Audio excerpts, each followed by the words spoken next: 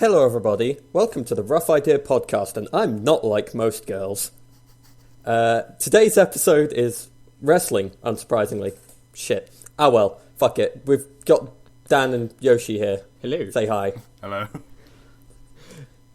Nailed it. So we're like super behind on stuff. We've got a lot to talk about. Yeah, so like 2 pay-per-views. Mm-hmm. Yeah, pretty big ones, I think, as well. There's been a lot that's happened in those. So normally, like, I start off by talking about TNA and, like, if anything relevant's happened in NXT, we mention that.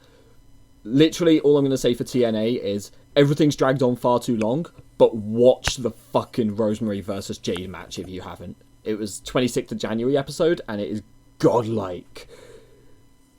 Also, TNA is now ECW, and I'm perfectly okay with this. That's about it. That's about all I have to say on TNA. It's great. Yep. With NXT, all it is Bobby Roode won the fucking belt. Bobby Roode. Yeah, Bobby Roode. Oh man. Right. Should we dive straight in? Yeah, dive straight in. Royal Rumble. Royal Rumble, yeah. So it happened. Like, Royal Rumble was a perfect lesson, I think, in why being unpredictable isn't always a good thing. Yeah. Like, they had so many, like, shock results. This is really unexpected, you know. We didn't expect the club to beat Sheamus and Cesaro in their first try. We didn't expect Randy Orton to win the Royal Rumble, but these things fucking sucked. Yeah, I mean, one of the big things about it is, like, we mentioned, we posted, like, the day of the Rumble, or, like, the day after, that all of our predictions were terrible. Yeah, they all were. of us. Absolutely awful. And that's because our predictions made sense. Yeah. Like, also, the matches were pretty disappointing. I've got to say that one. Like, you know. Like, they weren't the worst, but they weren't the best. What I would say is that, keep in mind, so one of the big things here is, firstly, Royal Rumble, like, maybe I overhyped it for myself, but, like, Royal Rumble is generally one of my favourite events of the wrestling year. Like, I love Royal Rumble. It's such a good pay-per-view. It's such a good idea for a match. It's really, really interesting.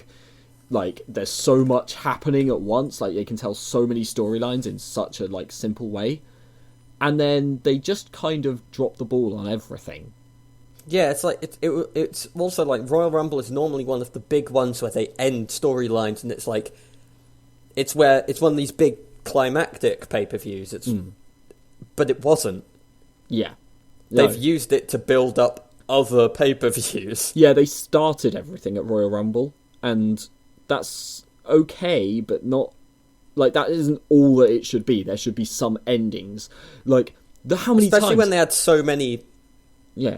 Storylines happening. Yeah. Like, how many times have they broken up tag teams in the Royal Rumble? How many times have they, like, had somebody turn on someone, or how many times have they, like, had somebody slowly building up and then they come out at the top in Royal Rumble and it's like, that's it, that's, like, their moment in the spotlight? None of that happened. None of that. No, it's like, there was a bit of a scrap between Sheamus and Cesaro, which got quickly resolved with essentially sorry mate, no problem. Yeah. Like, oh, you tried to do this, you tried to do this. Oh, whoops. Oh, well. Yeah, and then they're a tag team again, and... Okay. We had a not heel turn. Oh, right, yeah. That really looked like a heel turn. Is this Reigns taking out Undertaker? Which does look like it's building to a match, but I think they think Undertaker is a heel. I don't know. And I don't know how they could, because surely they learned that lesson before. Like, there are some people who you just do not turn heel. Anyone who is, like, a legend from the Attitude Era is not gonna be the fucking heel in a match unless it's Triple H. Yeah, and that's because 90% of his career was him being a dickhead. Right, and the authority angle and all of that, yeah. But, like, when they did The Rock versus Cena and they tried to make The Rock heel, it didn't work. People are gonna cheer The Rock no matter what you do with him. Same goes for The Undertaker. And all it's going to do is make people boo Reigns more. Right, which they were already doing because they were sick of him after the KO versus Reigns match, and then he came in at 30. Why did he come in at 30? Should have been Triple H. Put in Samoa Joe instead of putting him in the Raw afterwards. I mean, yeah, this is the thing, right? Keeping in mind, the Raw afterwards, Samoa Joe shows up and attacks Seth Rollins, and Seth Rollins was banned from the arena at Royal Rumble. They made such a big deal of that, and it feels so stupid It fell not so flat. use it. And that's the thing. Yeah, 'cause the predictable option would have been to have Triple H enter at 30 again and have the commentary start going, oh god, not again. This happened last year and he won because he inserted himself at 30. How can this be happening again? And then have Seth Rollins come out in the arena, like show up from the crowd and eliminate Triple H. And then that still sets them up for the next night where Triple H goes, you came into NXT, you took me out of the Royal Rumble when you weren't meant to be in the arena, you broke the rules, you've ignored our orders, and so now you have to meet the Destroyer and then have Samoa Joe come out. And they can still do exactly the same thing, but Royal Rumble is a hell of a lot better for it. Yeah. Reigns was... Well, as we said during the thing, there were so many just throwaway moments.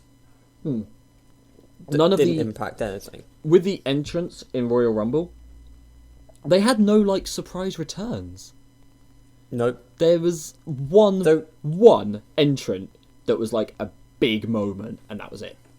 And that was Ty Dillinger at 10. Which did make us all very happy. Oh, yeah. Marked out. Well, the thing is, I said going into it, I was like, the two things that could make me happiest going into this, I was like, I can't remember what one of them was. One of them was like a big result for the Royal Rumble. No, it was Charlotte and Bayley being match of the night, because I was like, these two can put on a hell of a match, and I want them to, and then they didn't.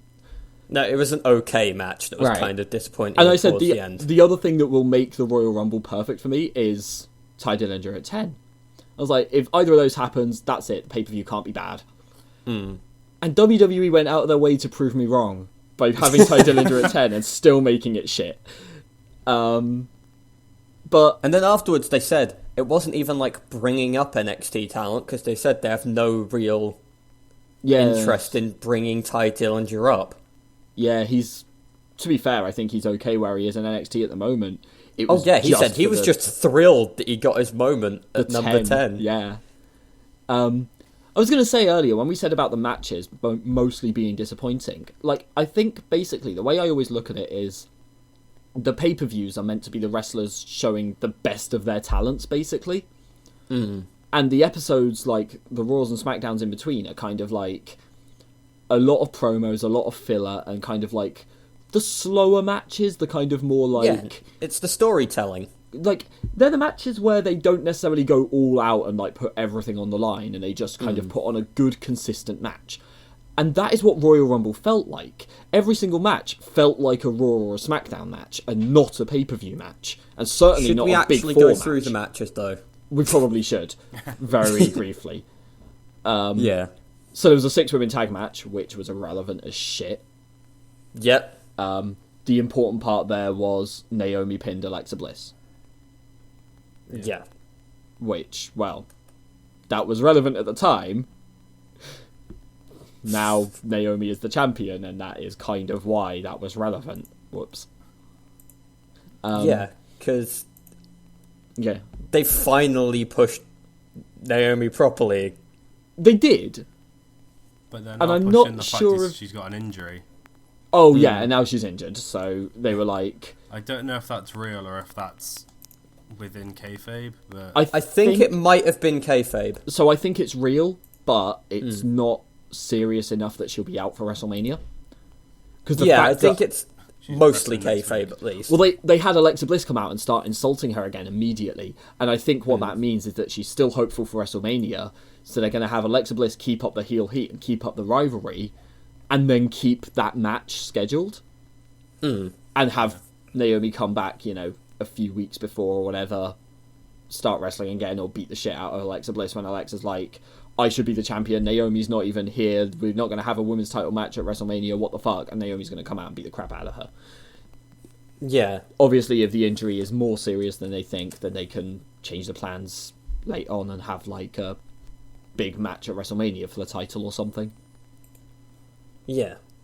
Talking of the women's matches, there were two others at Royal Rumble, and I already mentioned Charlotte versus Bayley, which could have been a hell of a match and just wasn't. It was a running theme with the entire pay-per-view, how the ending just kind of happened. Yeah, There wasn't no big build-up. It was just like, especially with Charlotte versus Bayley, she rolled to the outside, and then it was just natural selection. That's it. Yeah, and to be fair, I do find that a lot of Charlotte's matches end really abruptly. And, like, I don't know if it's maybe she's just really bad at finding a good, smooth ending to a match. Maybe it's just, like, her weakness as a wrestler is that. Yeah. But, like we mentioned it before, it happened with, it's Sasha and Charlotte, Hell in a Cell?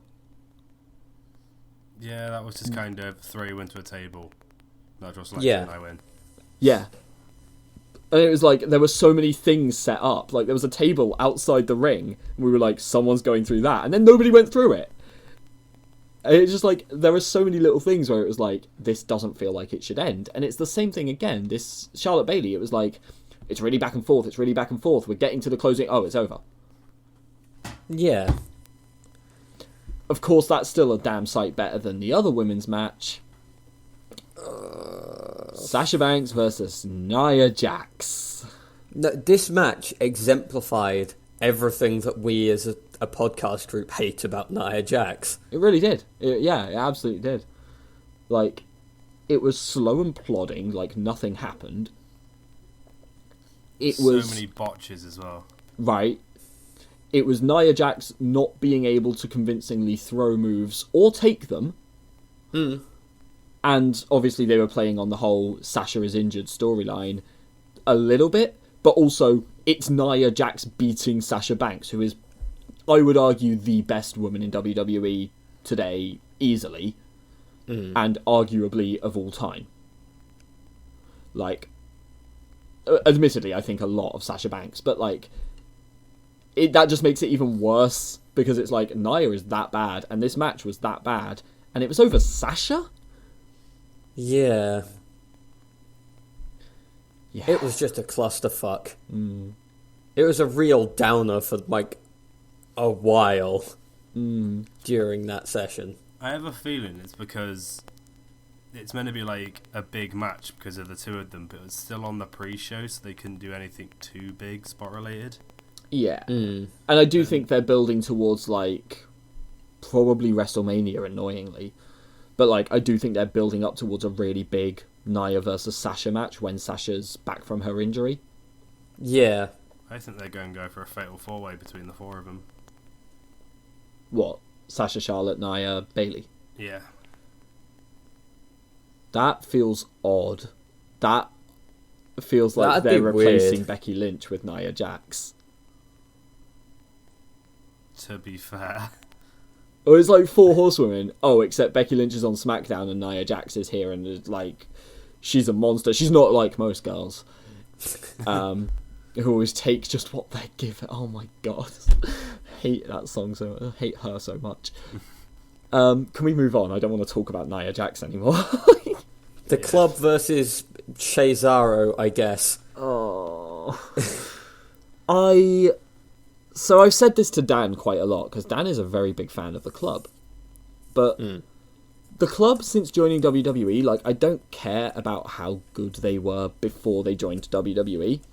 Because people said the same thing with Samoa Joe. And people have said, he's got a lot worse. He's so much slower than he used to be. He's a lot worse in ring. Like, he doesn't have the technical, like, ability that he used to. And I'm kind of wondering the same with the club. Because I've heard such good things about them and they've done fucking nothing. Like, I don't even think it's just they've not been given the chance to do anything, because they're the fucking champions now. But every match they've been in WWE has been really, really disappointing. And, like, Yeah. I love Cesaro. I think Cesaro is amazing. And Sheamus has actually kind of grown on me. I think this tag team was really good for him. I really like the tag team. I loved the Cesaro and Sheamus angle.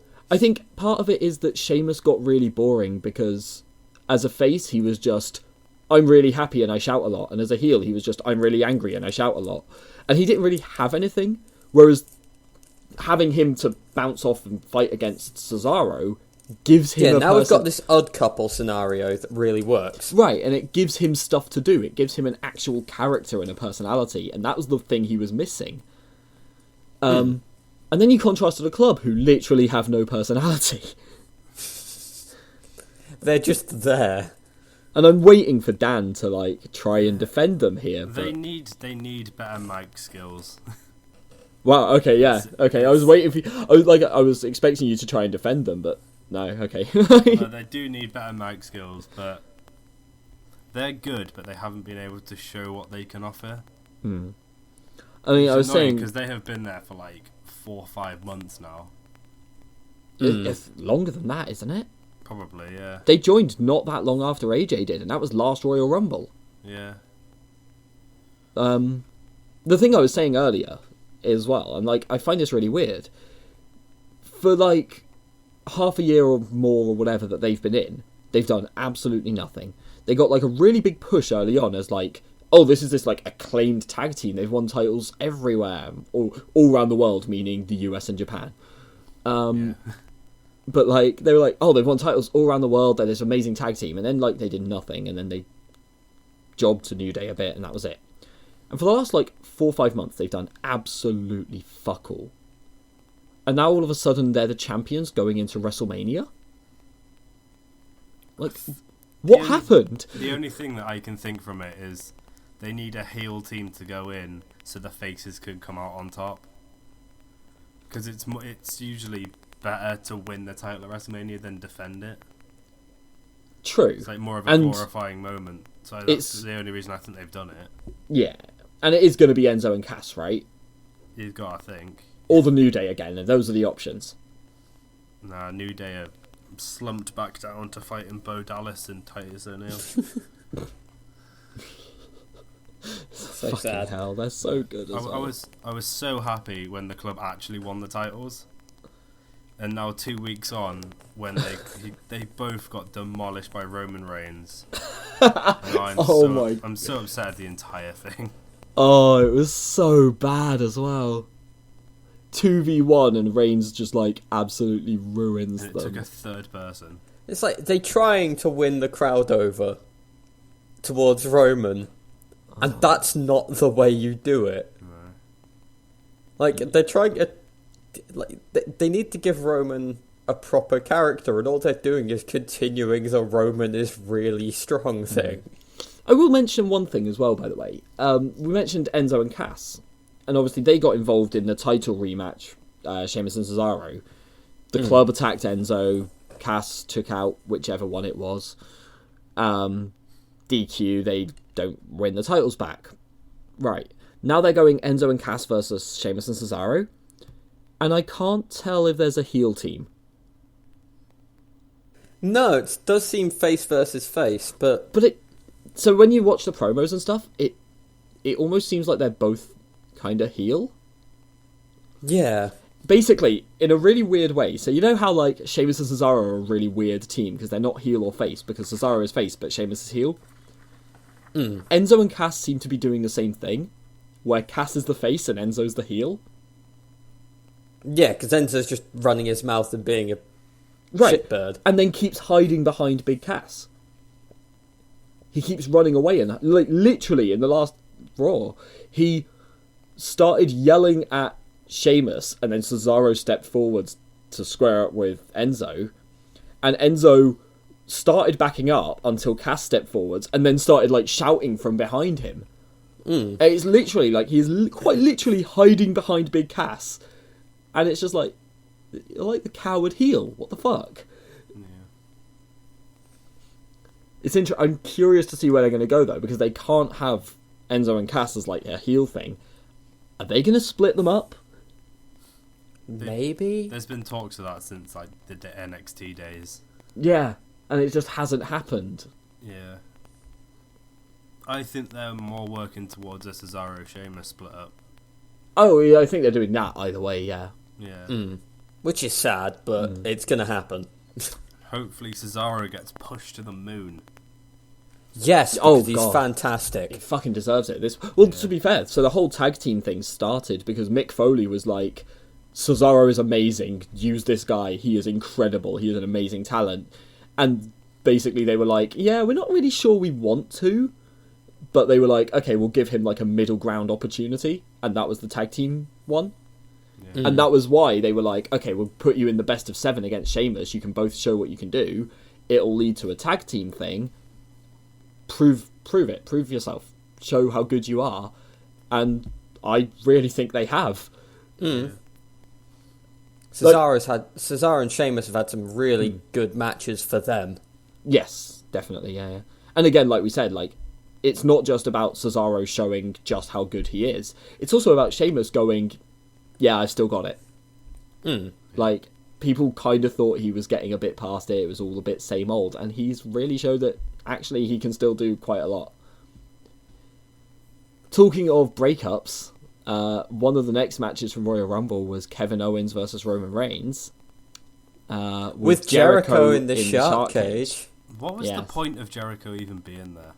He did drop something, right? It was knuckle dusters. Brass knuckles. Yeah. He dropped brass knuckles, which Kevin Owens hit Roman Reigns with, and he kicked out. Like, who kicks out of that? Did he drop something else as well? No, that was it, wasn't it? Just the knuckles, and then again, Braun Strowman got involved. Oh right, yeah. The thing I most remember is Kevin Owens' weird modern art sculpture out of chairs. Yeah. Oh yeah, gods. Where he just decided, I'm gonna do an art. Except he went through it in the end as well. Yeah. Oh. And also, Kevin Owens frog splashed Roman Reigns and landed on his head. Oh. Yeah. Does Kevin Owens always do that in matches? Like, whenever Kevin Owens is in a match with, like, tables or chairs or something, he will set something really elaborate up, and then he will go through it. Yeah, he did it at Hell in a Cell as well. He set the table up against the cell and the ring, and then Seth Rollins put him through it. Yep, and he did it in the big, like, the last match he had with Sami Zayn. Yeah. He did it in at last Royal Rumble, actually. He did it in that. In the bank with the ladder as well. Yeah. It's just his thing, apparently, is setting up it's really elaborate contraptions and then having them backfire. He's Wile E. Coyote. Yeah, he's Wile E. Coyote, there it is. Wile E. Coyote. Oh my god. We have the episode name. I was thinking that, right?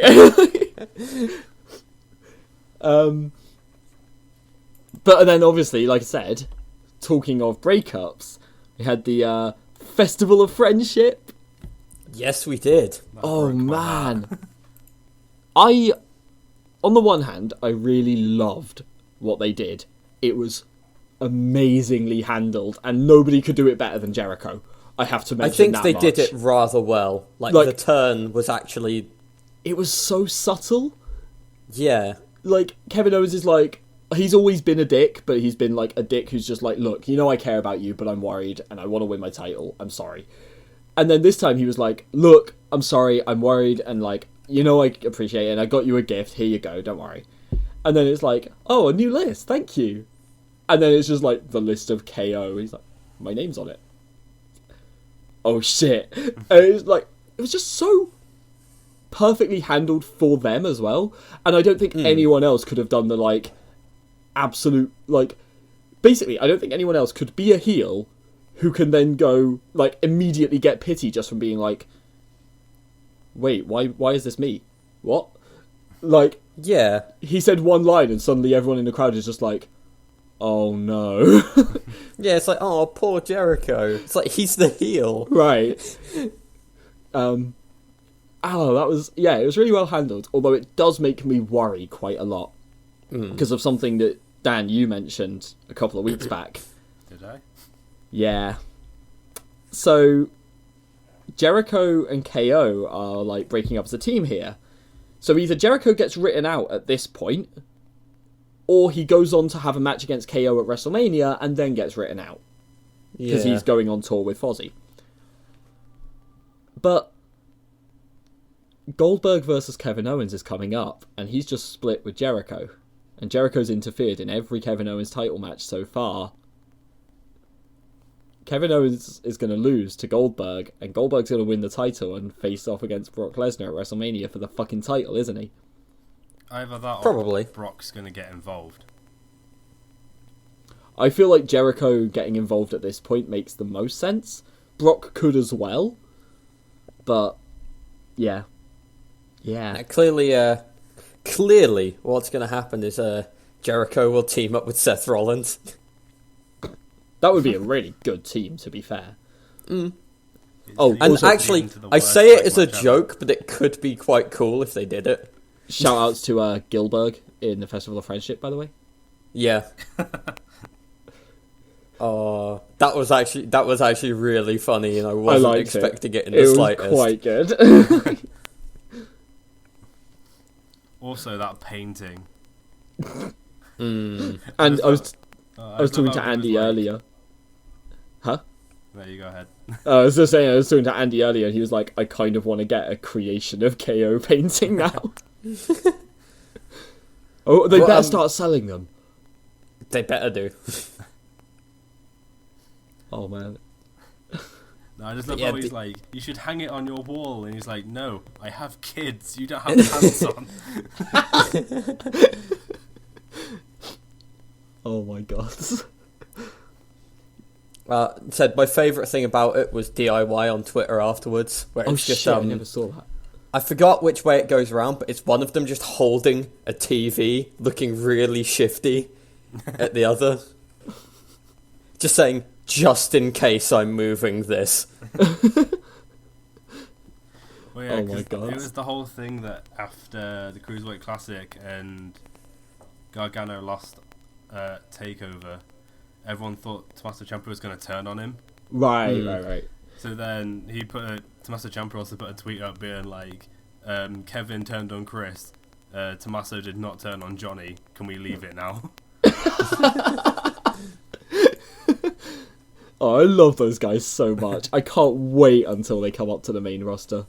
And I hope it's in Yeah. time for WrestleMania, to be honest. I feel like they should just come up there because they're that damn good. Yeah. Oh, man. Right. Backing up quite a bit again, back to Royal Rumble. So, Yes. we went through like 4 or 5 shit matches. There were some good ones. There were 2 in particular pretty good ones. I mean, I'd say 2.5. Yeah.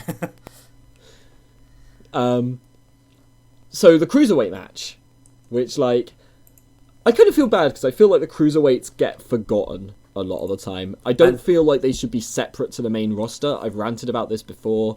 I feel like they shouldn't just go, here are the Cruiserweights, here is the main roster, split.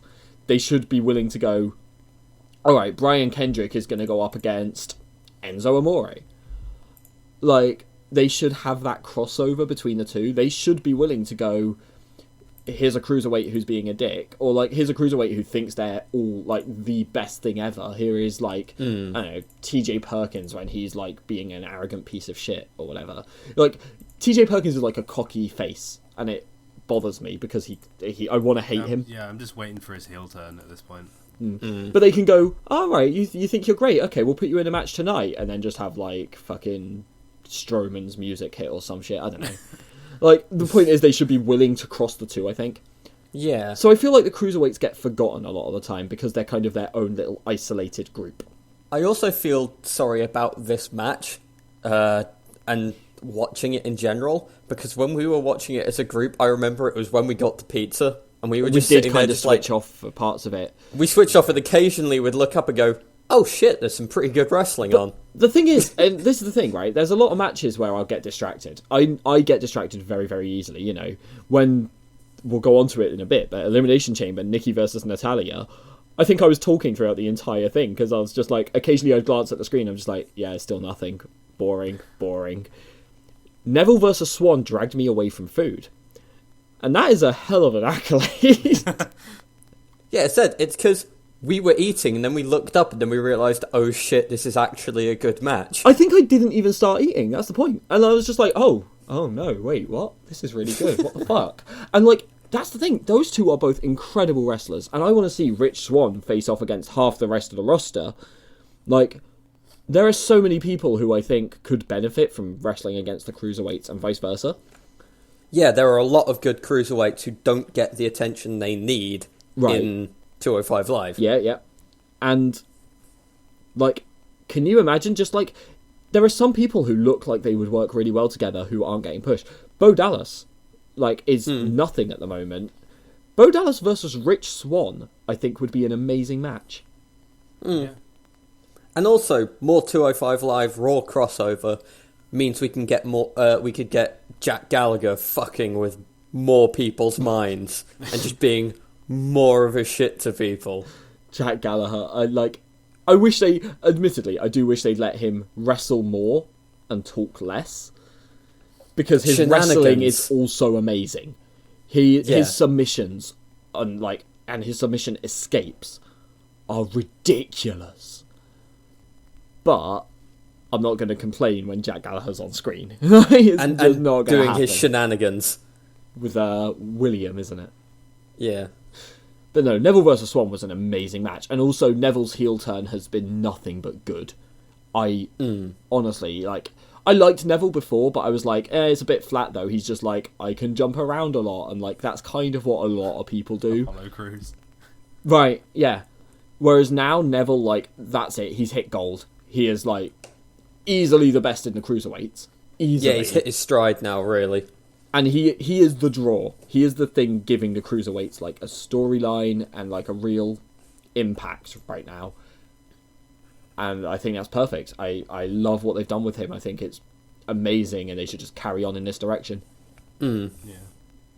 And now I can't remember, he's got a match coming up against Jack Gallagher, isn't it, at Fastlane?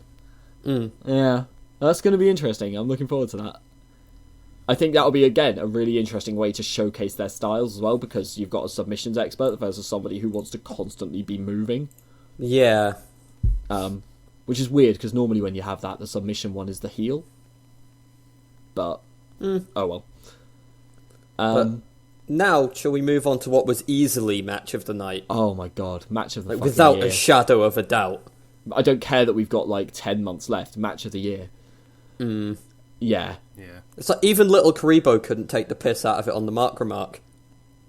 He was just sitting there just I've got nothing. This was just a really good match. This is the thing. Everyone goes into a John Cena match and goes, oh, it's going to be Cena again. It's the same old shit. And everyone went into this one going, oh, Styles versus Cena. I mean, we've already seen it a bunch. They've already had this rivalry. Why are they doing this again? And then the match happened. And holy shit. I've said this, I think I've said this a few times. I'm not a big Cena fan, but the one thing I will say about him is he is consistent. He doesn't put on bad matches. He just very rarely puts on good matches. Styles is incredible. AJ Styles is, for no lack of a better word, phenomenal. And this match was just perfect. It was just absolutely everything I wanted in a match. They had all the big moments. They had the submission holds. They had lots of little technical spots. They had counters. They did weird stuff. They used each other's moves. They brought out new moves, things like that. Yeah, John Cena doing a sunset flip. Right. And every move, it gets to the point in every match where you're like, oh, we're near the end. And you're like, oh, okay, so this person's done their finisher. So now the other person will do their finisher and that'll be a pin. And at a big pay-per-view, you're like, okay, that'll happen a couple of times. It won't just be finisher, counter, finisher, win. It'll be finisher, counter, counter, counter, and it will keep going until 3 or 4 times and you'll get a win. In this match, it was 12. Every move... There was a point where every move could be it. And, we had no idea who was going to win by the end of it. We had all gone in, I think, predicting John Cena would win. Yeah, because Cena wins, lol. Right, and he did. But there was a point in that match where I was like, AJ's won! Oh, AJ hasn't won. And it kept happening. And that's it. It's that moment where you stop caring about I'd forgotten the predictions. I had forgotten the title being involved. I was just completely absorbed in that match, and that is amazing. That is exactly what a pay-per-view match should be. Yeah, because it's like, the predictions are fun and all, but honestly, it's like, if it's really good wrestling, Yeah. that's, Like- at the end, that's what matters. It's just like, oh yeah, let's watch some good wrestling, and That's the thing. It's nice doing the predictions, and it's nice trying to go, oh, here's what I think is going to happen. Let's see if we're right. But, like, if we're right all the time, that's bad. If we're wrong all the time, that's bad. Because that means they've done something stupid and weird. Royal Rumble, we got most of it wrong. But, like, at the end of the day, like, we're not going to go and do predictions for something that we don't want to watch normally. And the stuff we want to watch is the really good technical match. And that is exactly what Cena Stars was. It was an amazing technical match. It had all the big moments. And by the end of it, I wouldn't say it was unpredictable, but there was enough of a, like, the suspension of disbelief thing, like, where eventually you stop caring about the real world part and you just completely switch off and get absorbed in it. It did that enough that it felt unpredictable, even though we all got it right. Yeah, I don't know if I can say much more about that match other than it's perfect. Absolutely perfect. And made Royal Rumble really, really enjoyable, which is good because something fucking had to. I'm so salty about it. It was just them two back-to-back matches made you think the Royal Rumble was gonna be something special at the end. And then it really, really wasn't. And yeah, then Big Cass came out to start it. One of their surprise entrants was Enzo Amore being back from injury. What the At fuck? number 27. And then he got eliminated, like, instantly. immediately, Yeah. Yeah, I've got the lineup here. He got eliminated in 18 seconds. Oh. At number like- 27. it was a real. I said it was one of those throwaway ones that I mentioned earlier. Yeah. There was like 4 or 5 that didn't James need to be Ellsworth. there, and they could have put better wrestlers in there to be more, like, maybe have a couple of surprise ones. Yeah. Huh? like I said earlier, I don't think Reigns should have been in it. I think it should have been Triple H. That's just one of so many. But like the surprise returns are always such a big thing because it's like it almost doesn't feel like we had a Royal Rumble. And given that all the big names that were in it, given the fact that they went, we're going to have Goldberg, we're going to have Brock Lesnar, we're going to have The Undertaker, we've got all these big returning names, it should have been a 40-person Rumble. Yeah. It really, really should have. And actually, coming out of the Royal Rumble now, I think I said that before the Rumble, and coming out of it afterwards, I'm like, yeah, it should have been a 40-person Rumble, because all the complaints we have are the late entrants weren't high enough impact, there were no surprise entrants, so it just feels weird. It doesn't feel like a Royal Rumble match, because it was just like, oh, we've just got the locker room out, and that's it. Well, the There were one so many surprise unresolved entrance storylines. The one surprise entrant was Ty Dillinger, really, and everyone saw that coming, really. We were at the point where it was like, they will have fucked up if they don't do it. It's not good it's not like it's a good thing if they do it. It's like, if they don't, they're stupid. Yeah. Which, they're not that bad, at least. Although they did give Randy fucking Orton the win. Well, it's like they had people like The Big Show in there as well. Yeah. It's like his match has been confirmed since last WrestleMania. So why even have him there? I can understand having him. He because wasn't it as makes... bad. No, he wasn't that bad one, because he got to have like the moments with Braun Strowman where it's like, hi, you think you're big, and then get eliminated by Braun Strowman. Yeah, I think the fuck up there was They already making... had that with Mark Henry, like, just before he came out, so... I think the mistake with Big Show was having the spot on Raw where he squared up to Braun Strowman beforehand. Yeah. Because, like, you know he's not going to win. There is no point in doing that. He is not a big deal in this match, and they shouldn't have treated him like he was. But also, again, I think it would be more forgivable if they just had 10 more people. Have Triple H. Have, like... I'm sure, like, the fucking... They had the stupid SmackDown match where it was like, we're going to have all the shit tag teams wrestle and Mojo Rawley's going to win. like, have a couple of those not in that match and just put them in the Royal Rumble. They had the people to put in to go to 40.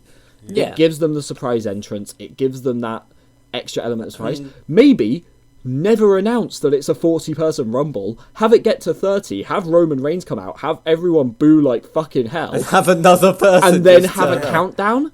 And then, yeah, like 30 seconds later, a countdown starts, and they're like, wait, what? And have it go to 40. Great. And then they would have had room to throw, like, fucking Kevin Nash or someone in there. Yeah, like, the point is they could have done all these surprise entrants on the way and still had things like Enzo Amore in the last 10. They could have still gone towards their big ending of, like, Bray Wyatt, Randy Orton, whatever, because they would have had more time to build, I guess. Yeah. The only thing that wouldn't have happened, most likely, was Jericho being in the final four, having started. And then getting eliminated by Roman Reigns. Is this going to be the new running thing of just Roman Reigns wins, lol? Yeah, but he didn't. He just eliminates everyone. It's fair, not. He did lose twice in the same pay-per-view. He did. It's not that he wins everything. It's that every Royal Rumble, they're like, Reigns is really strong. He eliminates everyone. His, like, first fucking Rumble, he broke the record. Yeah. That annoys me so much as well, because Kane is like... I mean, Kane is... Was that the one Batista won? It was the Batista one. Yeah, he wasn't even in this Rumble, Kane.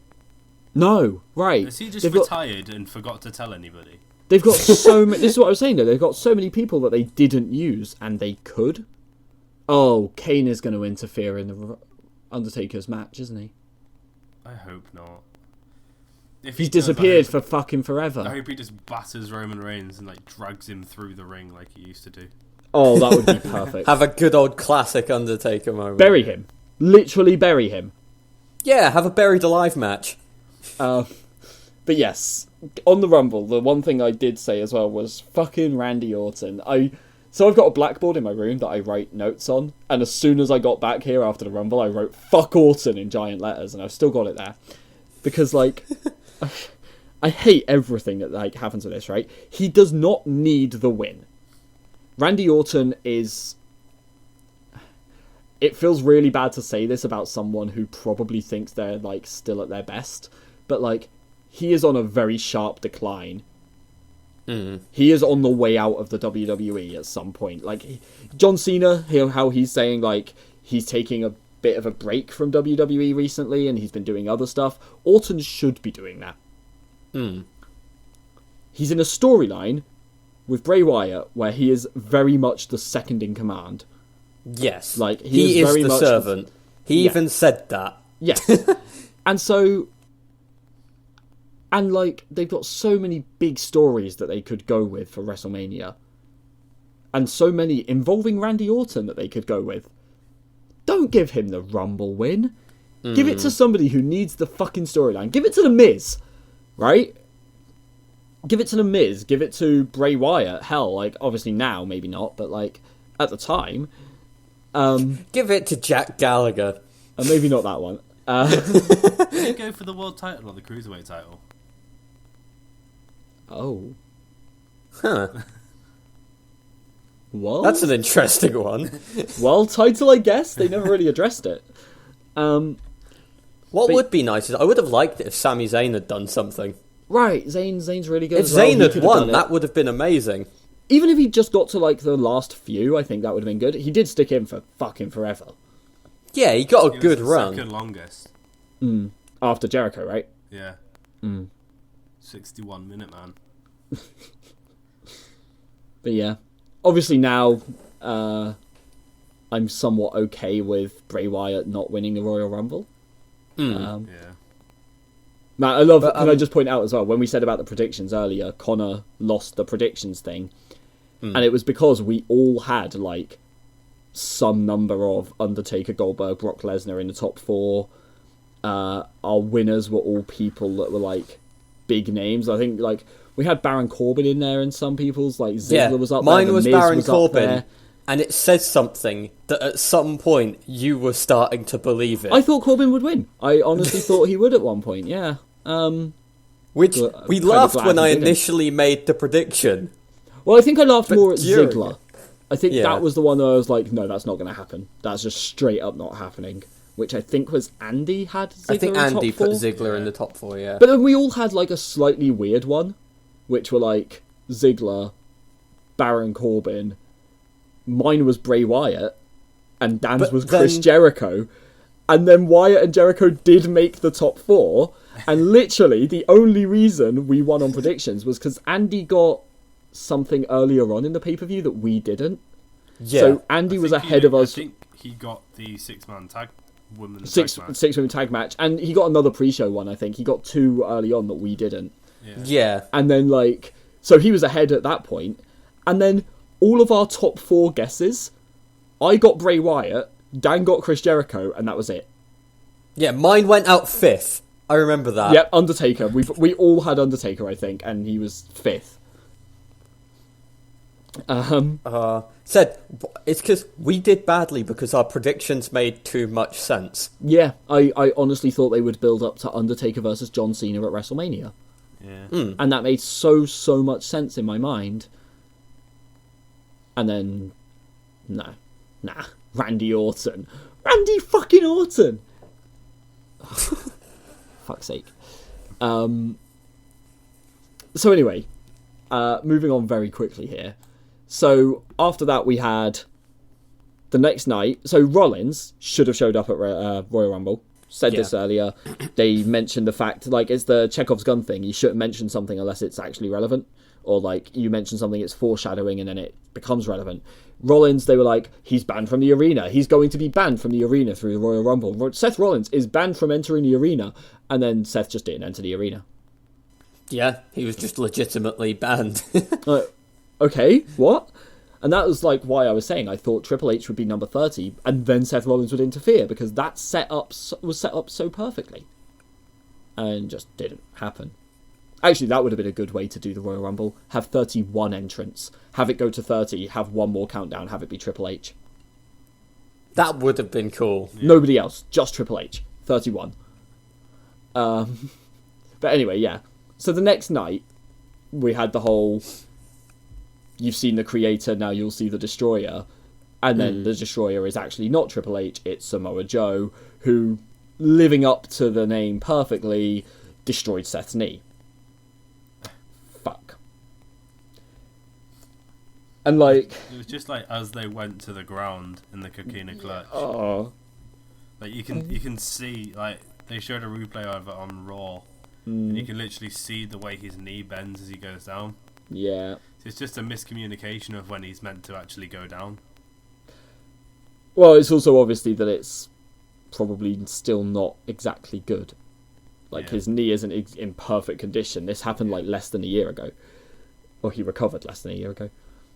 Yeah. But, like, obviously I was saying earlier, like, Samoa Joe as well.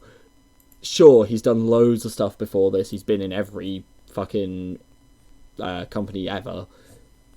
But he's just not that good anymore. Mm. And I feel like people cheer him a lot right now, and I feel like a lot of that is because of who he was and not who he is.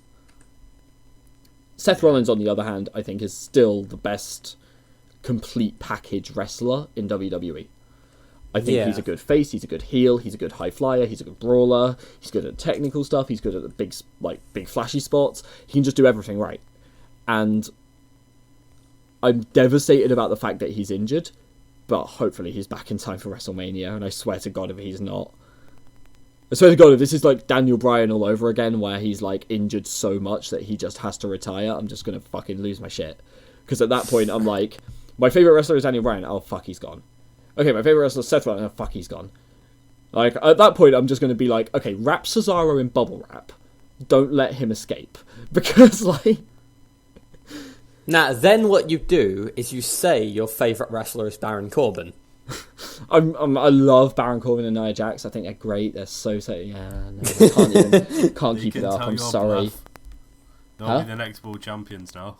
Like, Nia Jax will be the Raw, like, beat Kevin Owens, and then like win the next Royal Rumble. Now we're gonna have Nia Jax versus John Cena at WrestleMania. No. Nia Jax will win the title, and then she'll win the Royal Rumble, and she'll main event WrestleMania against herself. It's fine. She's not like most girls. She can do that. She can clone herself. She's not like most girls. She has a identical clone that she created from her toe. That wouldn't be like most girls, admittedly. Talking about Raw, though, so, like, obviously we've got Elimination Chamber to talk about, but that's all SmackDown, so let's go on with Raw for a bit. Women's title match on the last Raw.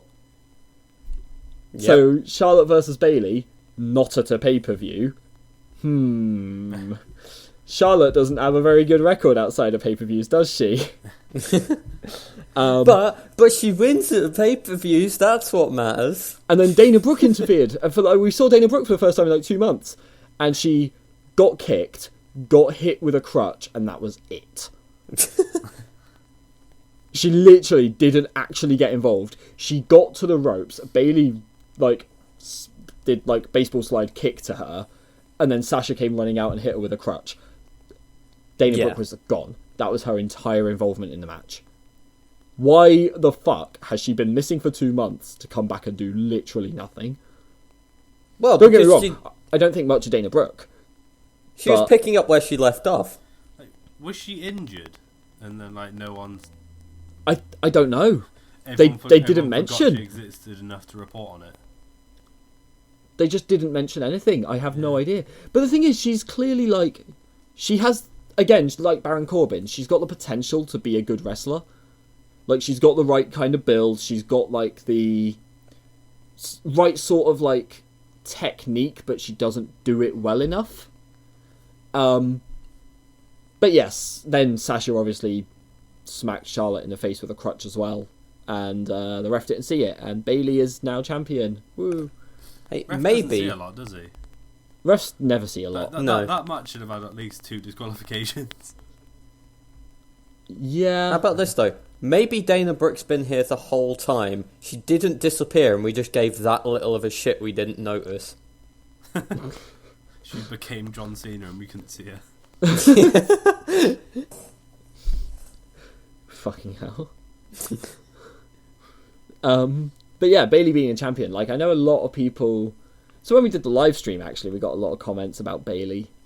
People not liking Bayley. People don't like the gimmick. Which, fair enough, the gimmick is very childish, I can understand that. But it's meant to be... Yeah, she's meant to be the marketable one. Yeah, exactly. She is the John Cena of the women's division. Except she runs a bit of an underdog angle at times. Yeah. Which John Cena can't do. It's just impossible. Yeah. But then, at the same time, people said about, the Bayley to Belly being a really bad finisher. Or Belly to Bayley. I can't remember which way around it is. Anyway, Bayley to Belly. Bayley to Belly. They say about that being, a really bad finisher. Which it is. But then, look at all the other fucking suplexes she did in that match. Oh, yeah.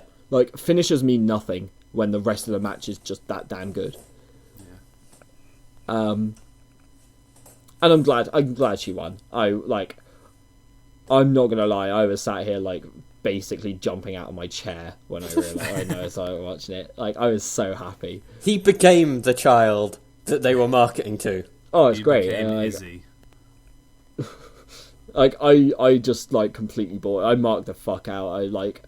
I love that kind of shit though. I think it's great, and nobody could do it better than Bayley does. And I don't think she's going to hold the title for very long. I don't think WWE will like her that much, other than her being marketable. But she is a damn good wrestler, and she deserves to win it at some point.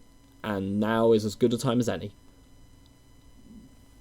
I think the only other thing we haven't mentioned from Raws recently is Braun Strowman and Roman Reigns.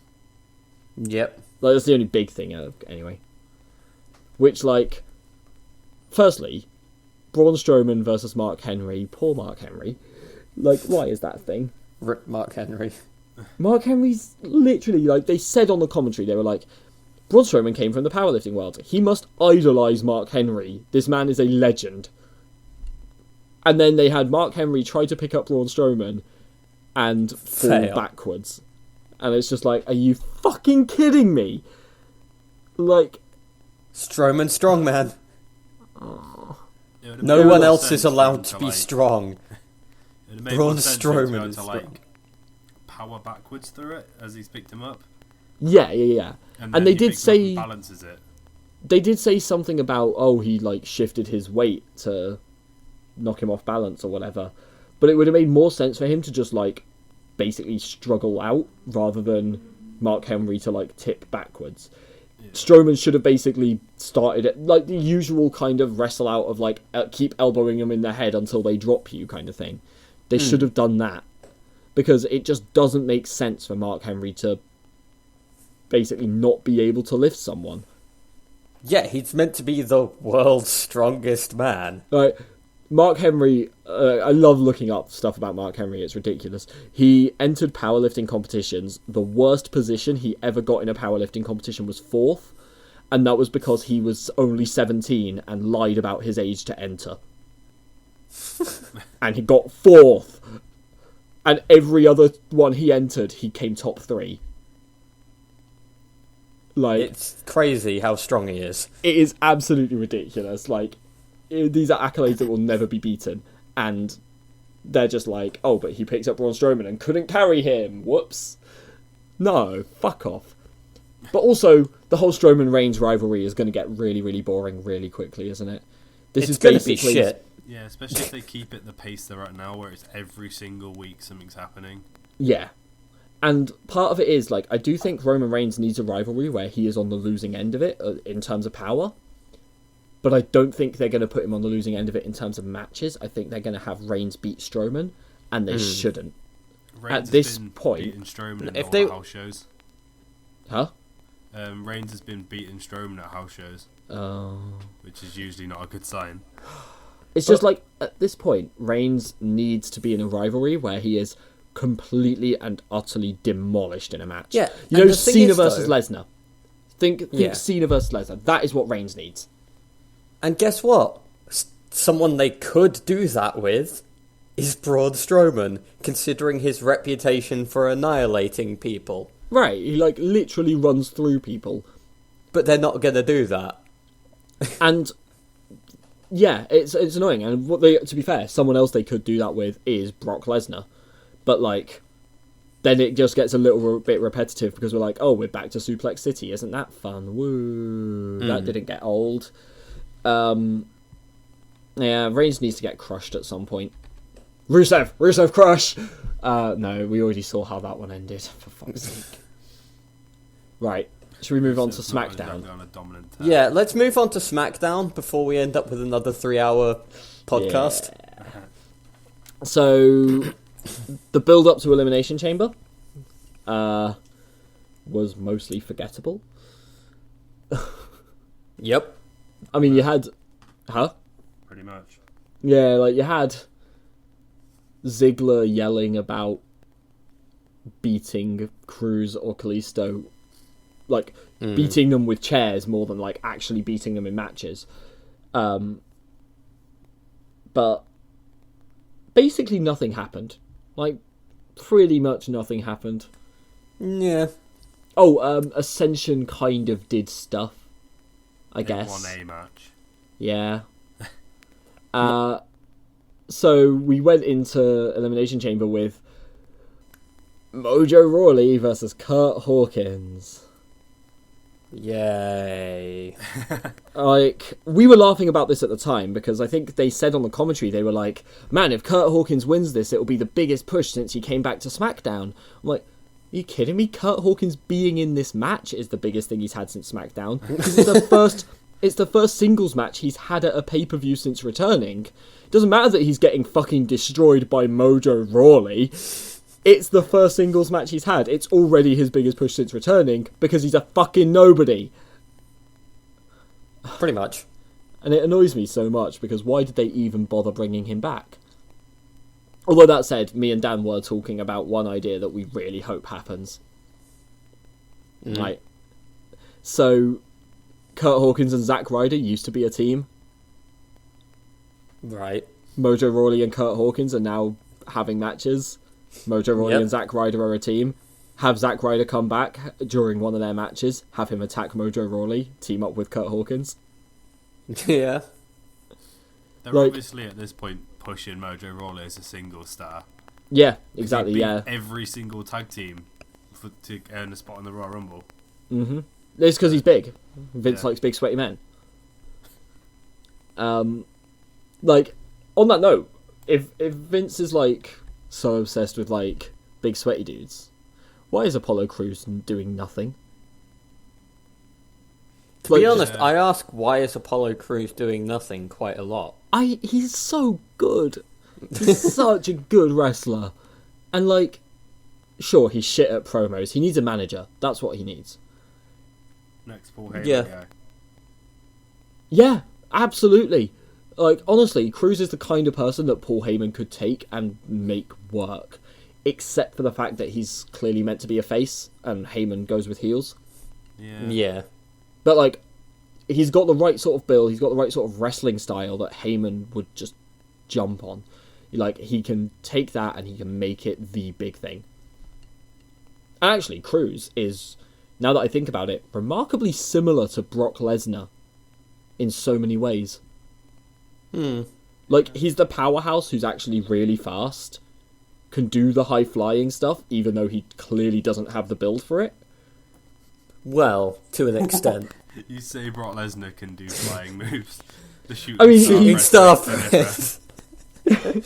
He has done that right sometimes as well, to be fair. Like, that's the point. He has done a shooting star press several times.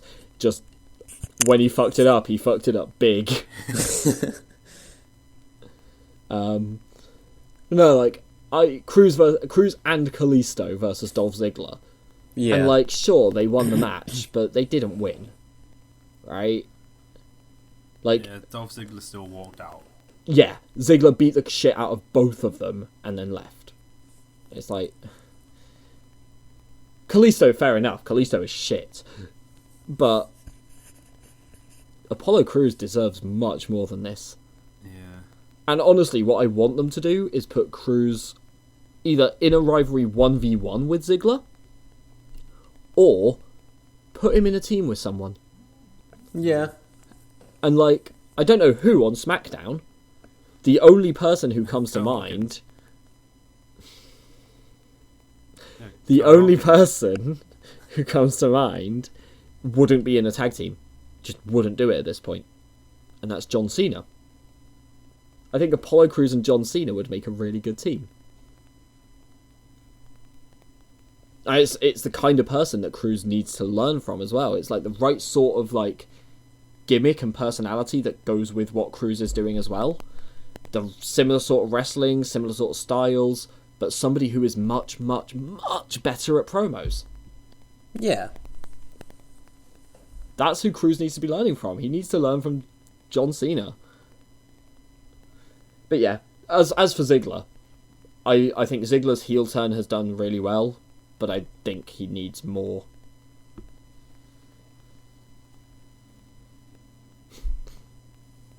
Yeah. Yeah. So we had 3 women's matches at Elimination Chamber. Yes. Where do you guys want to start with these? Should we start with the good one? The oh wait, that happened, or the toilet break? Let's start with better. Okay, Yeah. so toilet break. Yeah, Nikki versus Natalia was... I was about to say it was a match, as like the best thing I can say about it, but even that I think is a stretch. Like... This is also the match I nearly burnt my flat down. You did nearly burn the flat down, you did. I forgot about that. It was terrible, oh my god. What even happened with that match though? Like... This is the thing, I think Natalia is a good wrestler. Nikki is not. But Natalia isn't given shit to do. And also Natalia, like I say, she's good. She's not that good. And so what we end up with is like boring and shit against each other. And somehow it ended up being like the women's match that went on the longest, I think. Maybe it just felt that way. Like the only spot that I can really remember was the sharpshooter, which then got rolled into an STF. Yeah. Which, considering Nikki Bella's saying like, I don't need John Cena, I can do my own thing, to then steal his submission's a bit rich. My favourite part, holy shit, I can't remember if we mentioned it at any point, I can't remember how long ago it was, but my favourite part in all the build-up was when, like, Nikki was meant to be saying, I'm a star in my own right, I don't need, it's not just John Cena that's got me here, I've got here on my own skills, except she was stood by a truck advertising SmackDown, and she was like, I'm a star in my own right, you'll see my face on the truck, and yes, it's next to John's. But that's irrelevant.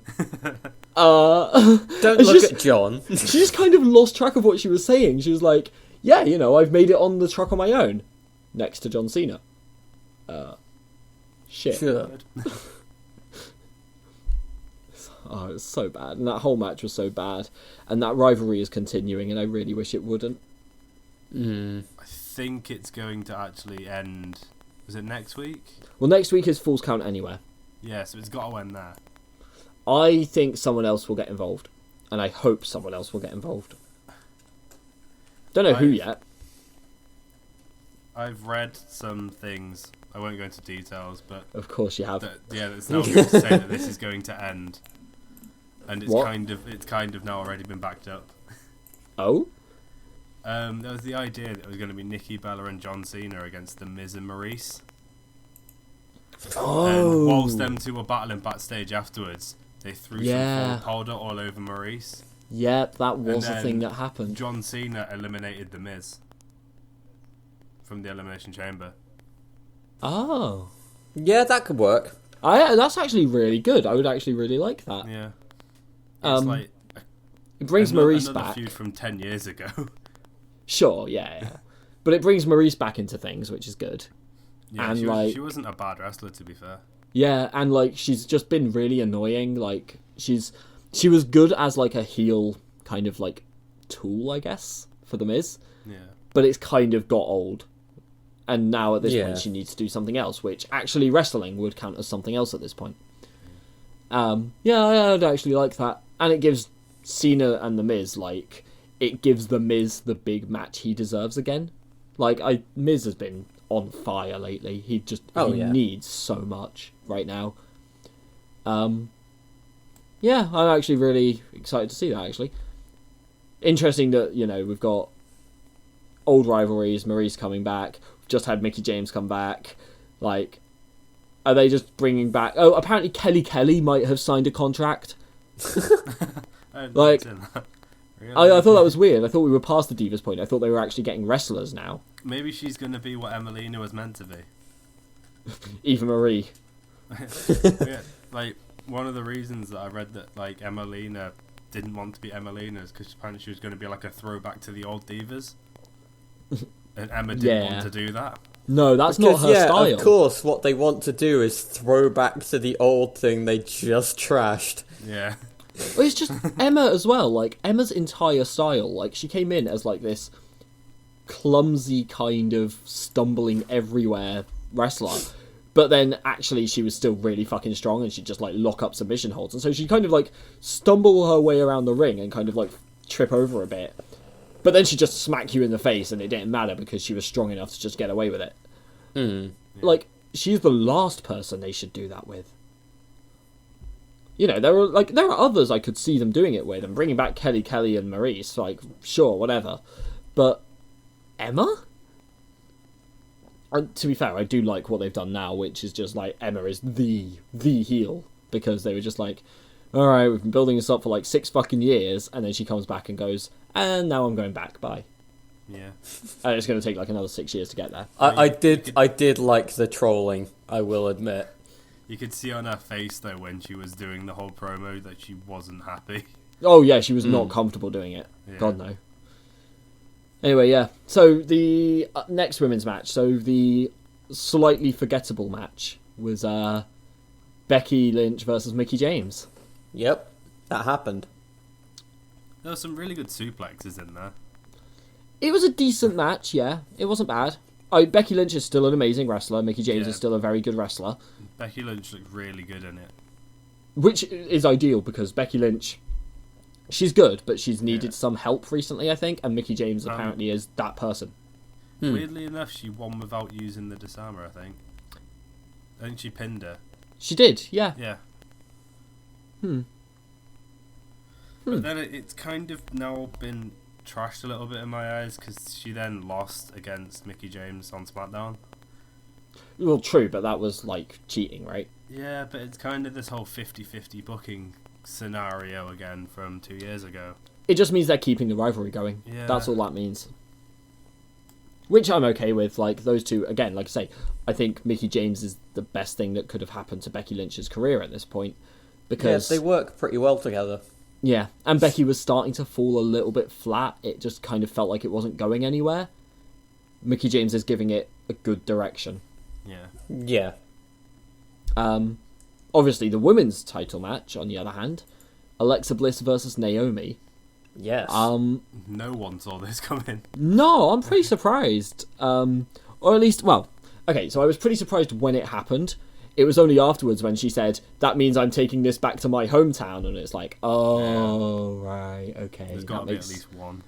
Yeah, it makes so much more sense now. I mean, it's because Yeah, it was very good, especially considering how sort of, I wouldn't say like dull and predictable, but just generally predictable a lot of Elimination Chamber was. It was.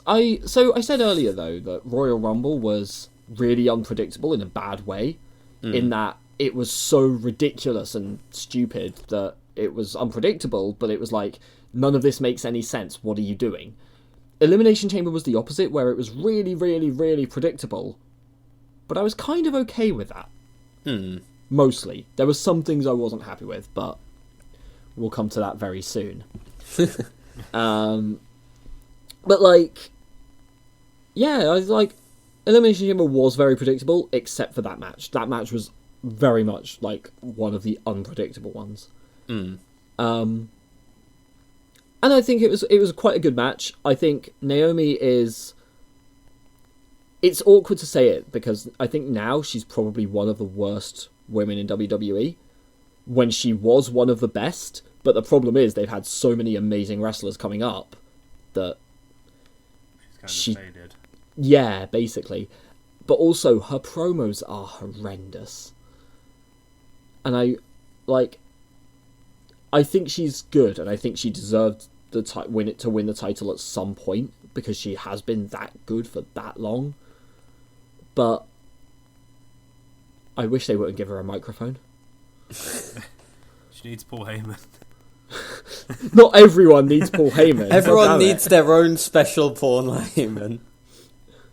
Some people need Zeb Coulter. Or, Don't think Naomi needs Zeb Coulter. I don't know. Fuck's sake. We need some good face managers. Yeah. Who could they bring in though? Like, you know who I would love to see come in as a manager for Apollo Crews very specifically is Diamond Dallas Page. Yeah, Would work. DDP could come in, promote his yoga. Oh, he's like super optimistic. Basically, his entire gimmick is being really happy and optimistic all the time. That's Apollo Crews. Yeah. Apollo Crews' entire thing is that he's really, really happy. Like, oh, that would be perfect. I think they should do DDP would work quite well. that. But I said Anyway. he's doing yoga shit at the moment, isn't he? Well, yeah, but he's done it with like Mick Foley and stuff, so you know, he's still got the connections around. True. Anyway, yeah. So we had Randy Orton versus Luke Harper at Elimination Chamber. Yep. That, I can't- for me, was match of the night until the chamber match. Yeah, I'd agree with that. For me, it was it was a really, really good really match. good. Yep. It was very predictable, Oh yeah, you can Like- tell a mile off. very predictable, and I'm not happy with the outcome either, because Randy Orton is already like the biggest name ever, has just won the Royal Rumble. He doesn't need pushing. He doesn't need the win. Harper, they clearly have big plans for Harper. Yeah. He does need the win. And he's good. But I will say that it was a loss that still helped him. Like, he came out of that match looking better, even though he lost. Because that match was so damn good. Like, it's just a really solid performance from both of them. I'm so happy that they're starting to bring up Harper as his own thing. Oh, yeah, he is. He deserves it. He is an incredible, incredible wrestler, and I cannot wait until he can actually showcase his talents properly. I don't have much more to say on that one. It was very predictable, but very good. That was about it. Yeah. Just a solid match. Luke Meanwhile, Harper's now shown that he's a main event contender. yes, yeah. Luke Harper has shown that he could carry a couple of matches easily. So moving on, we had tag team turmoil as well. Yes, we did.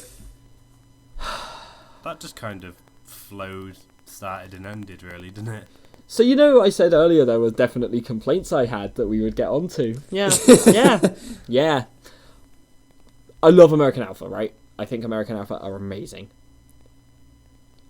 What I don't think they are is Roman fucking Reigns all over again, where they can get beaten down by 3 separate teams, including a post-match beatdown where they are lying injured, when the last team, who are really good and on a winning streak, come out, beat the shit out of them, and still lose.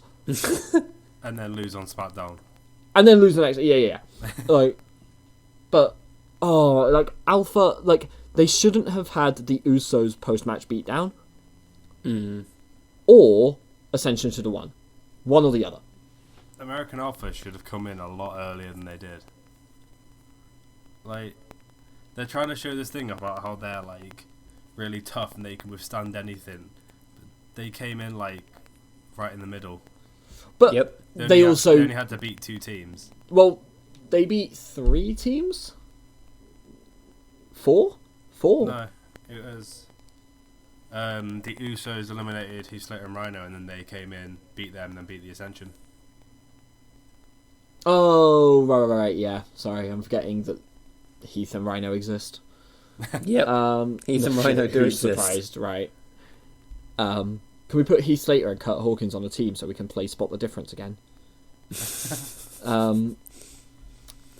But, no, I think the American Alpha coming in late was fine. If they were going to do the whole, they had a match against the Usos, then the Usos attacked them, then they had a match against the Ascension. Fair enough. But, that just makes American Alpha look ridiculous because they got beaten they got the absolute shit kicked out of them and they still won. And, Ascension are really, really good. Really good. And I know they've not been able to show it in WWE yet, and this looked like the start of a run for them, and now they're just squashed. Now they're just gone again. Because they've just been crushed by a half-beaten team, and then crushed the next night, or 2 nights later, whatever. But, yeah, that annoys me. I will say, their match they had on SmackDown, the Ascension did look good. Ascension looked really good, yeah. They were seconds away from hitting their finisher and winning. They are an amazing team as well. Yeah.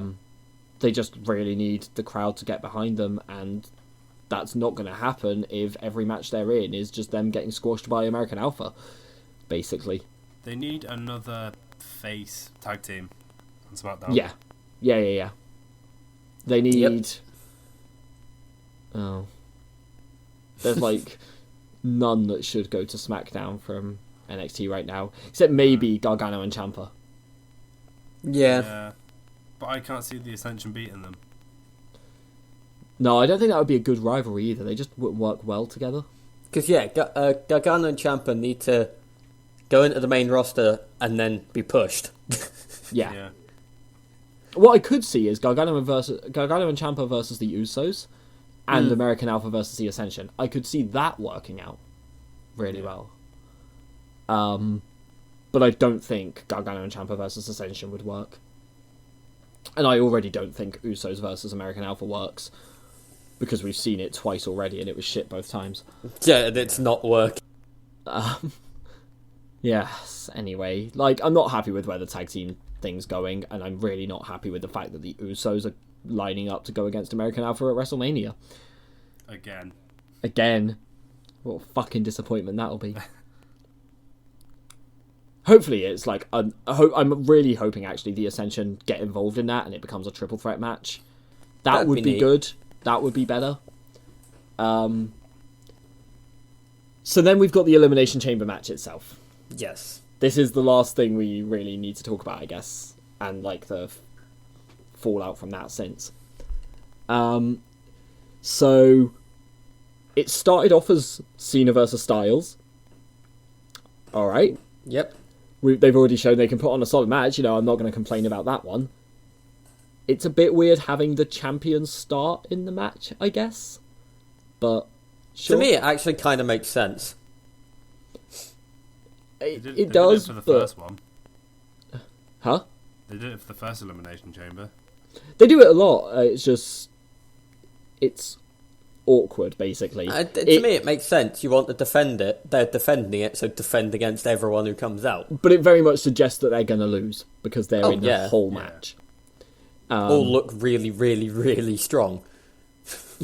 Which they're happily going to do with Cena, but yeah. Yeah. Did everyone get into the ring before the elimination happened? Technically, The Miz didn't get in the ring. Oh, his thing had, the door had opened. But he didn't get in the ring.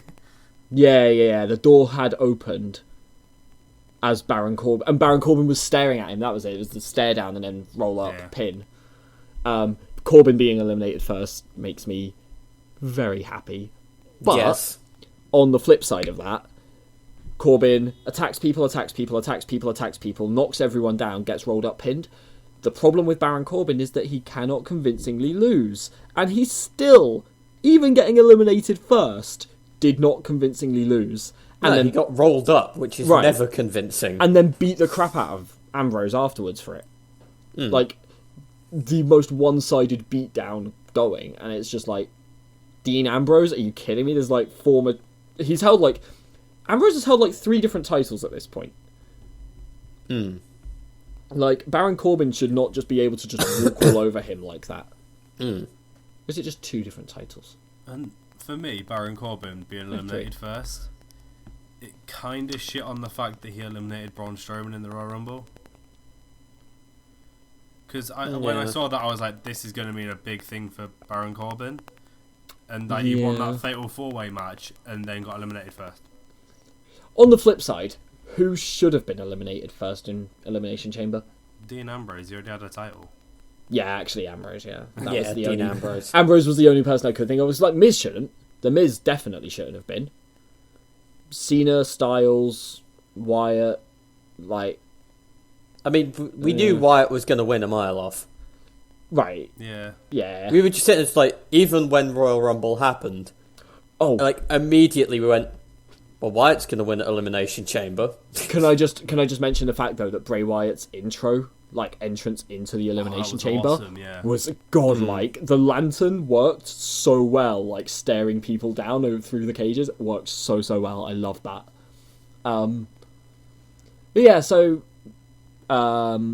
Corbin, quick elimination, beats down Ambrose. Ambrose eliminated by Miz, who sneaks in and gets the pin.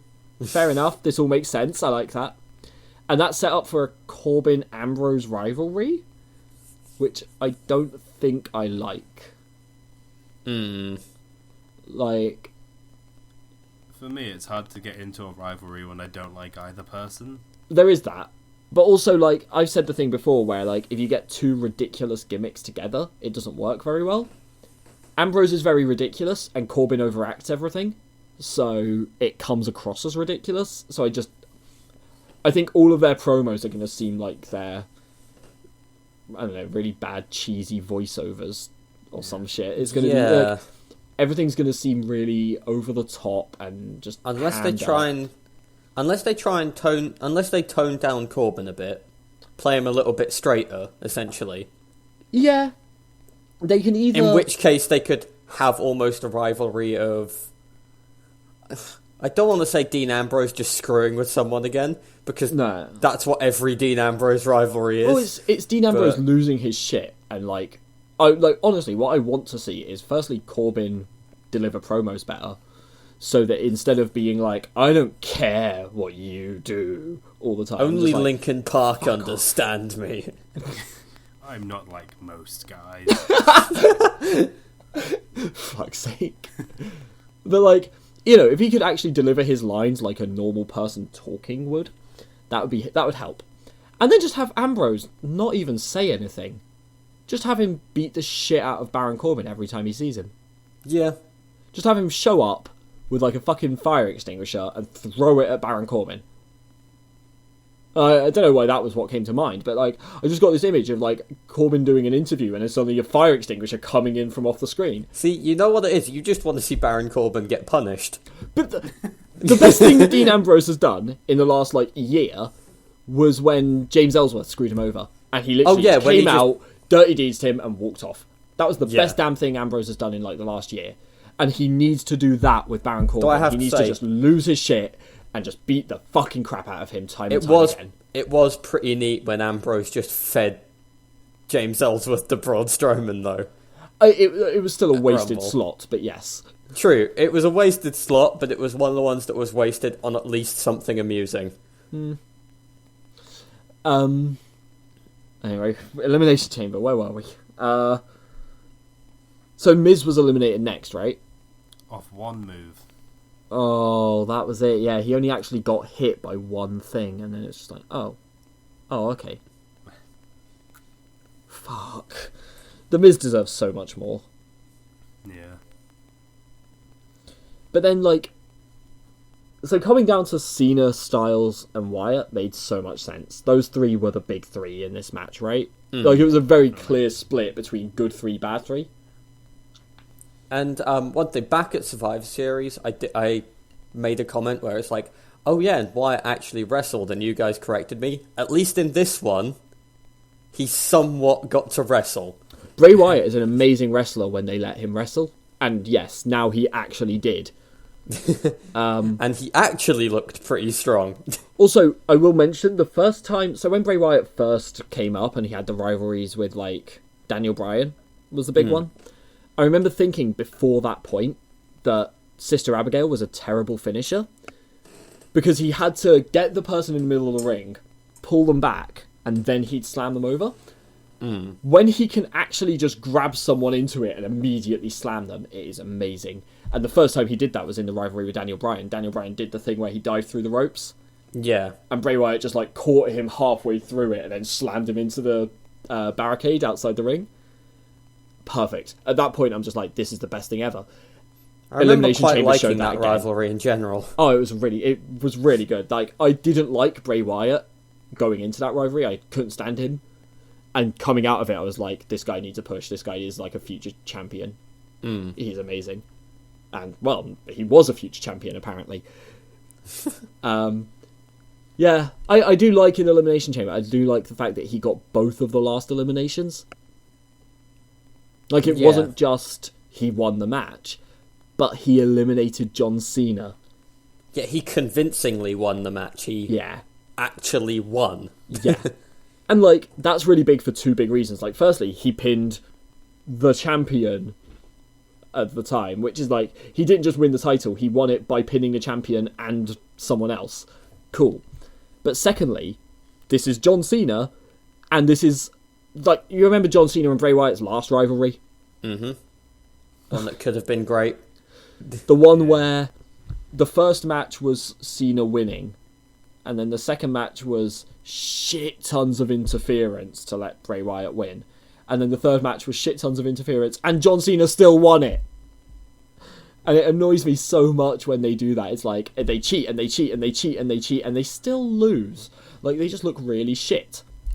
Bray Wyatt has got redemption at this point. Oh, yeah. Now he looks good. He not only eliminated John Cena, but another top wrestler in the industry. Yeah. Those two, last pay-per-view before that, put on the match of the night.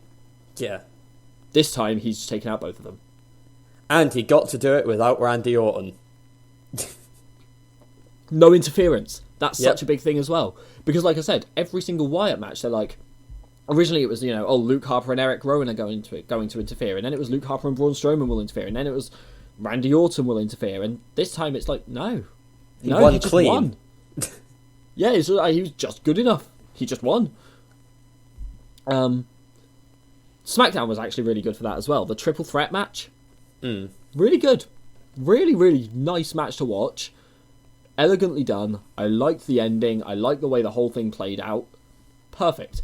Luke Harper's involvement in that match. Perfect. Like, he shows up and he just attacks Bray Wyatt immediately. Doing that during Bray Wyatt's own intro was perfect. I loved that. So good. And yeah, like the fact that he attacked him and then gets carried away backstage, and Bray Wyatt can still go on to win because it's a triple threat match, so he's got time to recover. I loved all of it. SmackDown is on a fucking roll right now. I love everything they're doing, except for Baron Corbin, Dean Ambrose. Basically, and it's weird to say that we're loving the way they're doing it now, considering how much we hated when Royal Rumble was setting up for it. I mean, so I like Bray Wyatt being the champion. Bray Wyatt deserves it. He needed this so much, and like the crowd were chanting, "You deserve it," and they were fucking right. He really, really does. He's an amazing wrestler who has had this coming for a long, long time. I still don't like Randy Orton winning the Royal Rumble because he doesn't need the win at the Royal Rumble. But him refusing to face Bray Wyatt is a really big deal, and also a really interesting way to handle things. Like, he got the Royal Rumble win, but he might not have the WrestleMania main event, but he might because stuff might change. This sets up really nicely for the next 2 months, basically. Yeah, it's either we're going to have a situational change so that Randy Orton can no longer be in the WrestleMania main event, or some sort of breakdown in the Wyatt family. Well, was it Dan saying earlier, I think? The idea of Luke Harper? Yeah. He was saying, like, Luke Harper could win a number one contenders match or something. And at that point, Randy Orton's like, shit, I can't have it be Luke Harper versus Bray Wyatt. So he then goes, actually, I want back into the match. And it becomes a triple threat. A Wyatt family triple threat would be cool. As the main event for the title.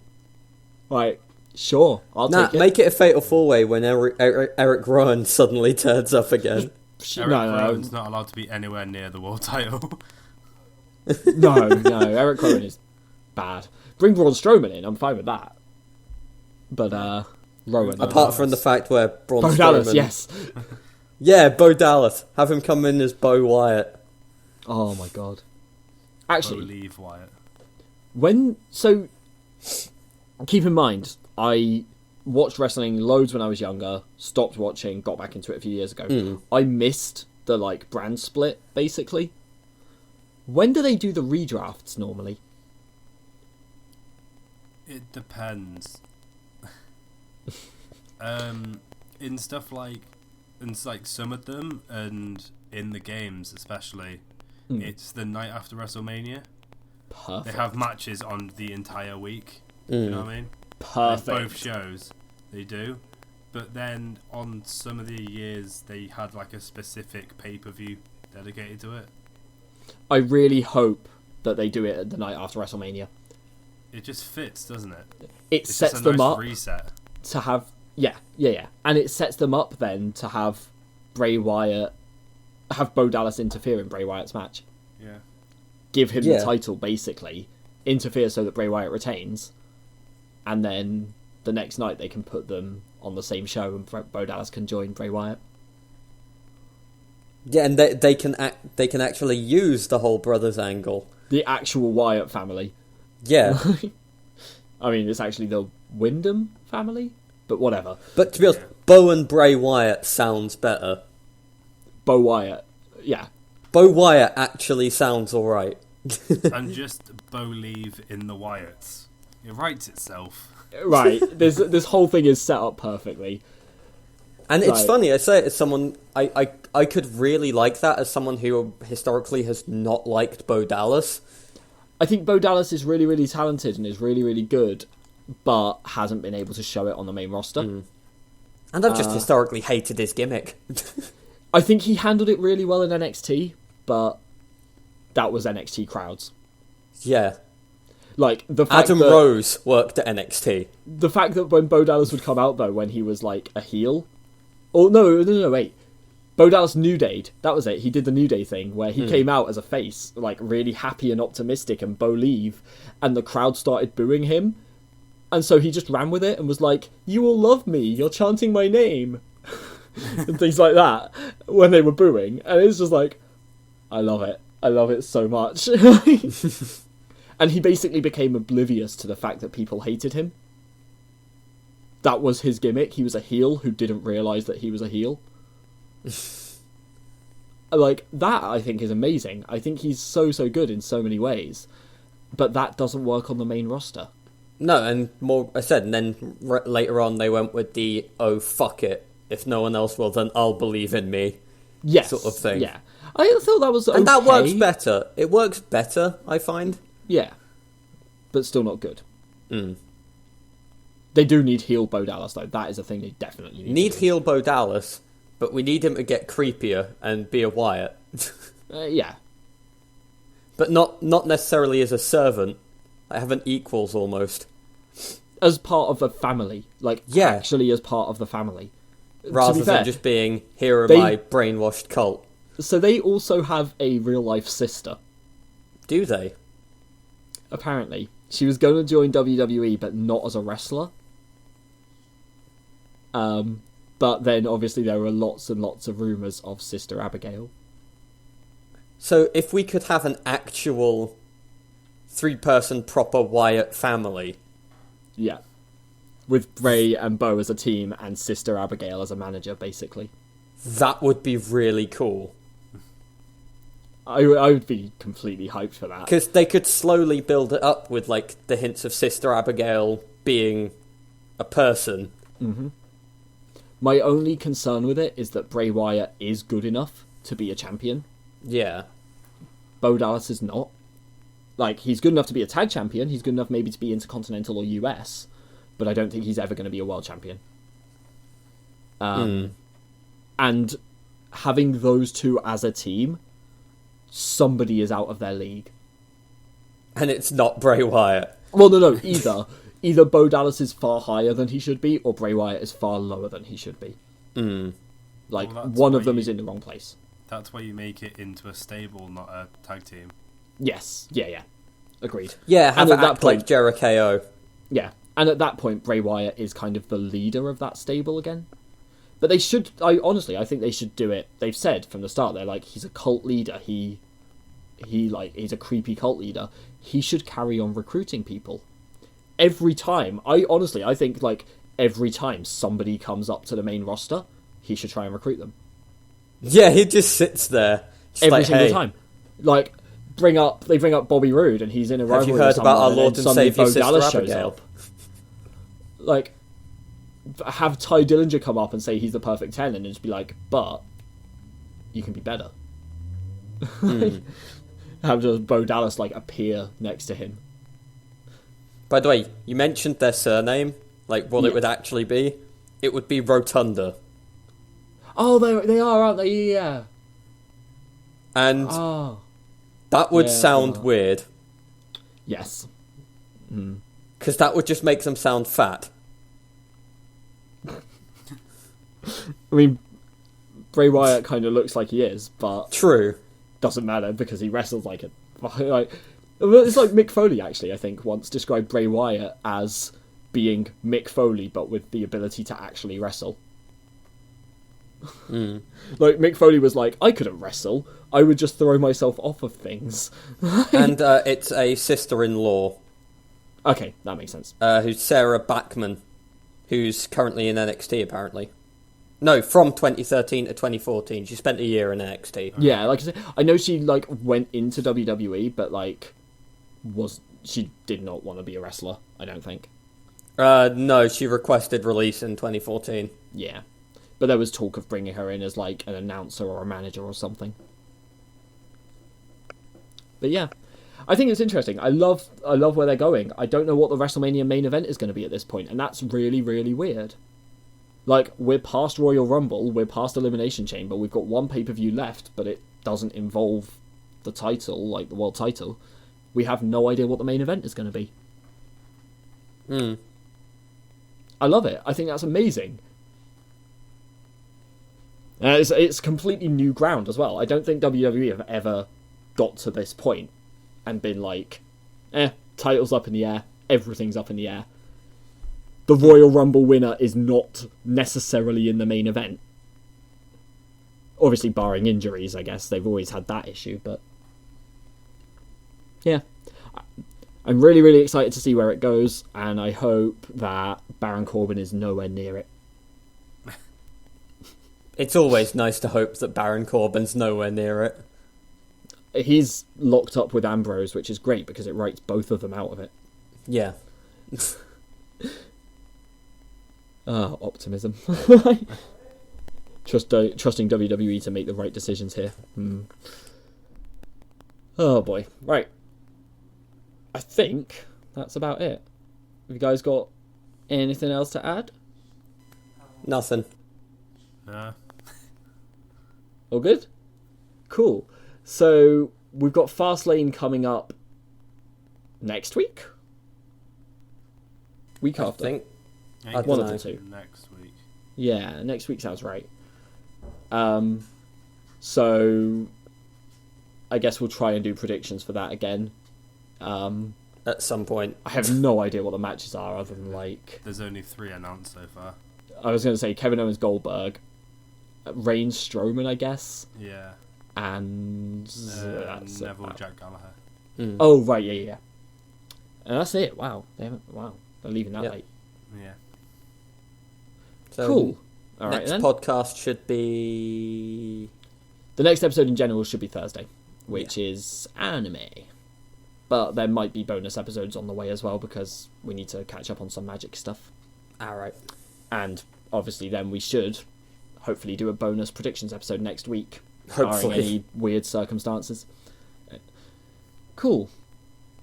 Well, I hope everyone's enjoyed listening.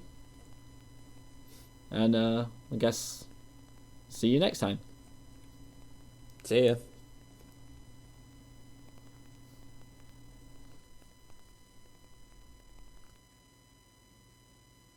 Right.